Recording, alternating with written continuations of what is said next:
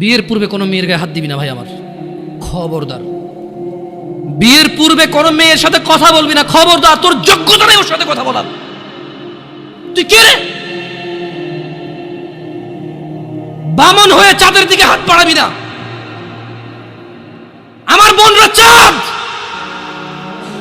ওয়াল্লাহি যেদিন ইসলামী শাসন আসবে, যেদিন ইমাম মেহেদী আসবে, যেদিন ঈসা আলাইহিস সালাম আবার আসবে, ওনার বন্ধের উপর যারা হাত দেবে উনি হাত কেটে ফেলবে।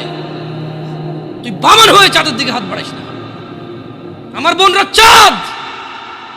ইসলাম মেয়েদেরকে চাঁদ বলেছে আর তোকে বামন বলেছে। বেটা তুই বেটা ছেঁড়া খাতায় শুয়ে লাখ টাকার স্বপ্ন দেখিস, বিয়ের আগে মেয়ের গায়ে হাত দিস? তোর সাহস কত?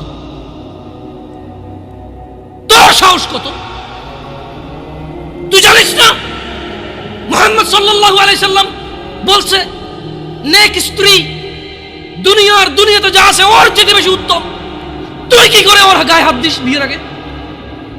তোর সেই যোগ্যতা আছে বল? তোকে আল্লাহ জাহান্নামে ফেলবে, তোকে আল্লাহ জ্বলন্ত আগুনে নিক্ষিপ্ত করবে, তোর শরীর পচবে, তোর শরীরের গন্ধে জাহান্নামীরা থাকতে পারবে না। তোকে আল্লাহ এত নিকৃষ্ট শাস্তি দেবে